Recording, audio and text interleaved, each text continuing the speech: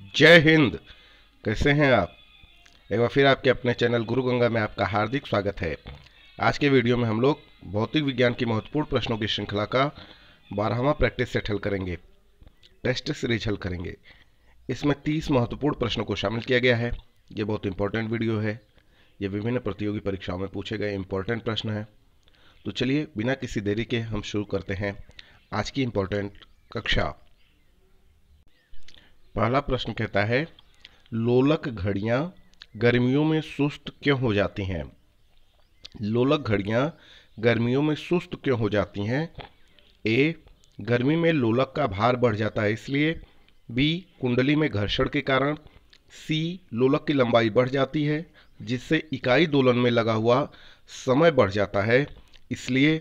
और डी कहता है, गर्मियों के दिन लंबे होने के कारण लोलक घड़ियां गर्मियों में सुस्त हो जाती हैं। आपको बताना है कि क्या सही उत्तर होगा।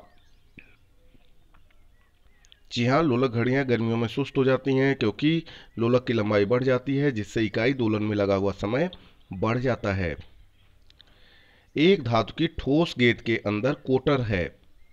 जब इस धातु की गेंद को गर्म किया जाता है तो कोटर के आयतन पर क्या प्रभाव पड़ेगा? ए कहता है आयतन बढ़ेगा, बी कहता है आयतन घटेगा, सी कहता है आयतन दोगुना हो जाएगा और डी कहता है आयतन नहीं बदलेगा। तो क्या है सही उत्तर इसका? हाँ, आयतन बढ़ेगा। क्या होगा? बढ़ेगा।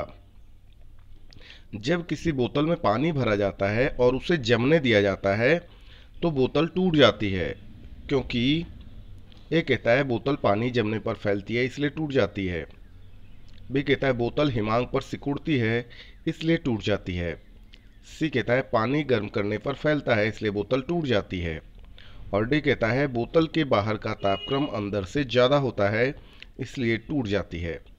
आपको बताना है इस प्रश्न का सही उत्तर। सही उत्तर है, जब किसी बोतल में पानी भरा जाता है और उसे जमने दिया जाता है तो बोतल टूट जाती है क्योंकि बोतल पानी जमने पर फैलती है। अत्यधिक शीत ऋतु में पहाड़ों पर पानी की पाइपलाइनें फट जाती हैं। इसका कारण क्या है? ए, पानी जमने पर पाइप सिकुड़ जाती है। बी, पाइप ठंडक से सिकुड़ जाती है। सी, पाइप में पानी जमने पर फैल जाती है और डी कहता है पाइप ठंडक पाकर बढ़ जाती है। तो सही उत्तर है कि पाइप में पानी जमने पर पाइप फैल जाती है जिसकी वजह से अत्यधिक शीत ऋतु में पहाड़ों पर पानी की पाइपलाइनें फट जाती हैं। कई बार पूछा गया प्रश्न है ये, दो रेल पटरियों के मध्य जोड़ पर एक छोटा सा स्थान क्यों छोड़ा जाता है? ए, आवश्यक गुरुत्व बल उत्पन्न करने के लिए। बी, इसलिए छोड़ा जाता है क्योंकि धातु गर्म करने पर फैलती है तथा ठंडी होने पर संकुचित होती है। सी, ऐसा इसलिए किया जाता है क्योंकि ऐसे स्थान छोड़ने से कुछ लागत बचेगी। और डी कहता है इनमें से कोई नहीं। तो इस प्रश्न का सही उत्तर है कि रेल पटरियों के मध्य जोड़ पर एक छोटा सा स्थान छोड़ा जाता है क्योंकि धातु गर्म करने पर फैलती है तथा ठंडी होने पर संकुचित होती है। यह प्रश्न कई बार पूछा गया है। किसी झील की सतह का पानी बस जमने ही वाला है। झील के अधस्तल में जल का तापमान क्या होगा? A, 1 degree centigrade. B, 0 degree centigrade. C, 100 degree centigrade और डी, 4 डिग्री सेंटीग्रेड। क्या है सही उत्तर? जी हाँ, 4 डिग्री सेंटीग्रेड सही उत्तर है। शीतकाल में जब झील की ऊपरी सतह का पानी बर्फ में बदल जाता है फिर भी जलीय जंतु जीवित रहते हैं क्योंकि ए कहता है उनके अंदर काफ़ी मात्रा में ऑक्सीजन संचित रहती है इसलिए। बी कहता है वे बर्फ में सांस ले सकते हैं इसलिए। सी कहता है उनके शरीर की बनावट इस प्रकार की है कि वे ऑक्सीजन के बिना भी जीवित रह सकते हैं इसलिए।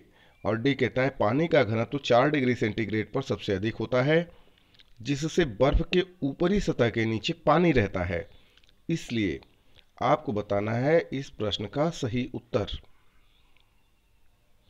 तो इस प्रश्न का सही उत्तर है डी, है ना। शीतकाल में जब झील की ऊपरी सतह का पानी बर्फ में बदल जाता है फिर भी जलीय जंतु जीवित रहते हैं, क्योंकि पानी का जो घनत्व है वो 4 डिग्री सेल्सियस पर सबसे अधिक होता है, जिससे बर्फ के ऊपरी सतह के नीचे पानी रहता है। ऊष्मा के संचरण की विधि कौन सी है? ए चालन, बी संवहन, सी विकिरण और डी उपर्युक्त सभी। तो आप जानते हैं ऊष्मा के संचरण की यह तीनों ही विधियां हैं, चालन, संवहन और विकिरण। ऊष्मा के संचरण की किस विधि में पदार्थ के अणु एक स्थान से दूसरे स्थान तक स्वयं नहीं जाते? ए चालन, बी विकिरण, सी संवहन और डी तीनों। तो इसका जो सही उत्तर है वह है चालन। आगे, द्रवों तथा गैसों में ऊष्मा का स्थानांतरण निम्नलिखित में से किस विधि द्वारा होता है? द्रवों तथा गैसों में ऊष्मा का स्थानांतरण निम्नलिखित में से किस विधि द्वारा होता है? ए विकिरण, बी संवहन, सी चालन, डी इनमें से सभी। तो इसका जो सही उत्तर है वह है संवहन। 11वां प्रश्न कहता है विद्युत केतली में पानी किसके कारण गर्म होता है? ए चालन के कारण, बी संवहन के कारण, सी विकिरण के कारण और डी उपर्युक्त सभी। तो इस प्रश्न का सही उत्तर है संवहन के कारण विद्युत केतली में पानी गर्म होता है। सूर्य की ऊष्मा पृथ्वी पर निम्नलिखित में से किस प्रकार के संचार माध्यम से आती है? ए संवहन, बी विकिरण, सी ताप विनिमय, डी संनयन। विकिरण बिल्कुल सही उत्तर है। ऊष्मा के स्थानांतरण की किस विधि में माध्यम आवश्यक नहीं है? ए चालन, बी संवहन, सी विकिरण, डी इनमें से सभी। ऊष्मा के स्थानांतरण की विकिरण विधि में माध्यम आवश्यक नहीं है। ऊष्मा संचरण की वह विधि जिसमें माध्यम के कण गति नहीं करते हैं कौन सी है? ए चालन, बी संवहन, सी विकिरण, डी इनमें से कोई नहीं। इसका सही उत्तर है विकिरण। निम्नलिखित में से ऊष्मा का सबसे अच्छा चालक कौन है? ए सोना, बी एल्यूमिनियम, सी तांबा, डी चांदी। तो चांदी ऊष्मा का सबसे अच्छा चालक है, जिसको आप सुचालक कहते हैं, है ना। तो 15वें का डी बिल्कुल सही उत्तर है। चांदी की ऊष्मीय चालकता तांबे की ऊष्मीय चालकता की अपेक्षा ए कहता है कि बराबर होती है, बी कहता है अधिक होती है, सी कहता है कम होती है, डी कहता है इनमें से कोई नहीं। चांदी की ऊष्मीय चालकता तांबे की ऊष्मीय चालकता की अपेक्षा अधिक होती है। क्या होती है? अधिक होती है। बोलोमीटर यंत्र क्या मापता है? नाम आपने शायद सुना हो, बोलोमीटर।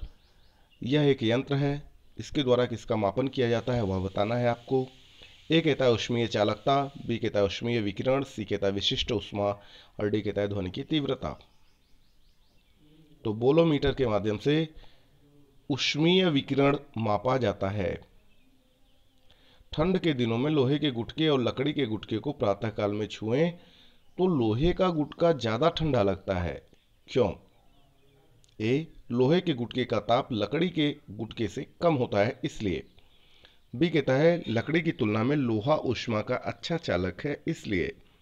सी लोहे का गुटका लकड़ी से भारी होता है इसलिए। और डी कहता है लकड़ी की तुलना में लोहा ऊष्मा का खराब चालक है इसलिए लोहे का गुटका ज़्यादा ठंडा लगता है। क्या होगा इसका सही उत्तर? जी हाँ, ठंड के दिनों में लोहे के गुटके और लकड़ी के गुटके को प्रातःकाल में छुएं तो लोहे का गुटका ज़्यादा ठंडा लगता है, क्योंकि लकड़ी की तुलना में लोहा ऊष्मा का अच्छा चालक है। यदि कमरे में रखे रेफ्रिजरेटर का दरवाजा खोल दिया जाए तो कमरे के ताप पर क्या प्रभाव पड़ेगा? वेरी इंपॉर्टेंट प्रश्न। ए कहता है 0 डिग्री सेल्सियस हो जाएगा कमरे का तापमान, बी कहता है बढ़ जाएगा, सी कहता है तापमान घट जाएगा और डी कहता है कमरे के ताप पर कोई प्रभाव नहीं पड़ेगा, अपरिवर्तित रहेगा। तो यदि कमरे में रखे रेफ्रिजरेटर का दरवाज़ा खोल दिया जाए तो कमरे का तापमान बढ़ जाएगा। क्या होगा? बढ़ जाएगा। एक टेबल फैन को यानी टेबल पंखे को बंद कमरे में चलाने पर कमरे की हवा ए कहता है गर्म होगी, बी कहता है कोई प्रभाव नहीं पड़ेगा, सी कहता है ठंडी होगी, डी कहता है उपर्युक्त में से कोई सही नहीं है। तो सही उत्तर बताएं। जब टेबल पंखे को बंद कमरे में चलाते हैं तो कमरे की हवा क्या होती है? गर्म हो जाती है। क्या होगी? गर्म होगी, है ना। आगे चलें। कमरे में रखे हुए रेफ्रिजरेटर के दरवाजे खुले छोड़ दिए जाएं तो ए कहता है कमरे में वायु का ताप अपरिवर्तित रहेगा, बी कहता है कमरा रेफ्रिजरेटर के अंदर से भी अधिक ताप तक ठंडा हो जाएगा, सी कहता है कमरा धीरे धीरे गर्म हो जाएगा और डी कहता है कमरा रेफ्रिजरेटर के भीतर के ताप तक ठंडा हो जाएगा। क्या होगा सही उत्तर? जी हाँ, कमरे में रखे हुए रेफ्रिजरेटर के दरवाजे को खुला छोड़ दिया जाए तो कमरा धीरे धीरे गर्म हो जाएगा। यदि किसी धातु को खाना पकाने के बर्तन बनाने में प्रयुक्त किया जाता है तो ताप चालकता पर क्या प्रभाव पड़ता है आपको बताना है। ताप चालकता कैसी होनी चाहिए वो बताना है। ए कहता है कि ताप चालकता कम होनी चाहिए, बी कहता है ताप चालकता अधिक होनी चाहिए, सी कहता है उसका घनत्व अधिक होना चाहिए और डी कहता है विद्युत चालकता कम होनी चाहिए। तो इस प्रश्न का सही जवाब क्या होगा? हाँ, यदि किसी धातु को खाना पकाने के बर्तन बनाने में प्रयुक्त किया जाता है तो उसकी ताप चालकता क्या होनी चाहिए? कम होनी चाहिए। निम्नलिखित में से कौन ऊष्मा का सबसे अच्छा सुचालक है? ए गर्म पानी, बी ठंडा पानी, सी समुद्र का पानी, डी आसवित पानी। यह कई बार यह भी पूछा गया है। जी हाँ, ऊष्मा का सबसे अच्छा जो सुचालक है वह है समुद्र का पानी। आणविक संगठन के द्वारा ऊष्मा का संप्रेषण क्या कहलाता है? आणविक संगठन के द्वारा ऊष्मा का संप्रेषण क्या कहलाता है? ए चालन, बी संवहन, सी प्रकीर्णन, डी विकिरण। तो इस प्रश्न का सही उत्तर है संवहन। निम्नलिखित द्रवों में कौन सा ऊष्मा का बहुत अच्छा चालक है? ए पारा, बी बेंजीन, सी ईथर, डी जल। आपको बताना है कि जो नीचे द्रव दिए गए हैं विकल्प में उसमें से ऊष्मा का सबसे अच्छा सुचालक कौन सा है? जी हाँ, पारा बिल्कुल ठीक उत्तर है, पारा। सूर्य विकिरण का कौन सा भाग सोलर कुकर को गर्म कर देता है? ए आकस्मिक किरण, बी अवरक्त किरण, सी परावैंगनिक किरण और डी प्रकाशीय किरण। तो इसका सही उत्तर है अवरक्त किरण। सूर्य विकिरण का यह जो अवरक्त किरण होता है यही सोलर कुकर को गर्म कर देता है। शीतकाल में कपड़े हमें गर्म क्यों रखते हैं? ए ऊष्मा का विकिरण नहीं करते हैं इसलिए, बी ऊष्मा प्रदान करते हैं इसलिए, सी वायु को शरीर के संपर्क में आने से रोकते हैं इसलिए और डी कहता है शरीर की ऊष्मा को बाहर जाने से रोकते हैं इसलिए शीतकाल में कपड़े हमें गर्म रखते हैं। इस प्रश्न का सही जवाब बताना है आपको। शीतकाल में कपड़े हमें गर्म रखते हैं क्योंकि ये शरीर की ऊष्मा को बाहर जाने से रोकते हैं। धूप से बचने के लिए छाते में रंग संयोजन निम्नलिखित में से कौन सा सबसे उचित है? छाते का प्रयोग आपने देखा ही होगा, है ना। तो आपको बताना है कि छाते में कौन सा रंग संयोजन सबसे उत्तम होगा। ए कहता है कि छाता ऊपर काला हो नीचे सफेद हो, बी कहता है ऊपर सफेद हो नीचे काला हो, सी कहता है ऊपर और नीचे दोनों सफेद हो और डी कहता है ऊपर व नीचे दोनों काला हो। तो धूप से बचना है आपको, छाते में रंग संयोजन कैसा होना चाहिए? सबसे अच्छा रंग संयोजन क्या होगा? हाँ, ऊपर सफेद हो नीचे काला होना चाहिए। ठीक है, आगे चलें।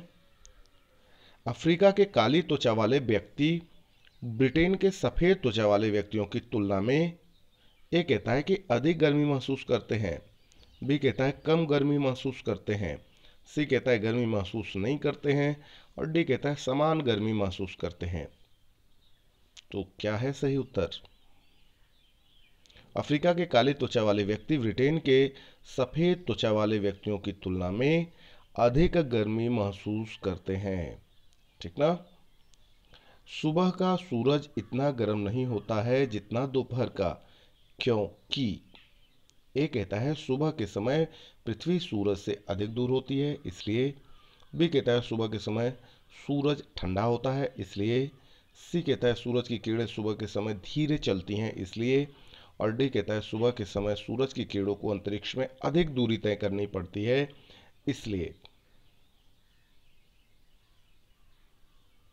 जी हाँ, सुबह का सूरज इतना गर्म नहीं होता है जितना दोपहर का, क्योंकि सुबह के समय सूरज की किरणों को अंतरिक्ष में अधिक दूरी तय करनी पड़ती है। डी बिल्कुल सही उत्तर है। तो इस तरीके से यह छोटा सा वीडियो पूरा हुआ। यदि यह वीडियो आपको पसंद आता है तो उसे लाइक ज़रूर करें, अपने मित्रों में शेयर करना ना भूलें। चैनल पर नए हैं तो चैनल को सब्सक्राइब करके बेल आइकन को प्रेस कर लीजिए ताकि प्रत्येक इंपॉर्टेंट वीडियो की नोटिफिकेशन आपको भी समय से मिलती रहे। और फिर मिलते हैं अगले इंपॉर्टेंट वीडियो में, तब तक के लिए आप सभी लोगों को जय हिंद।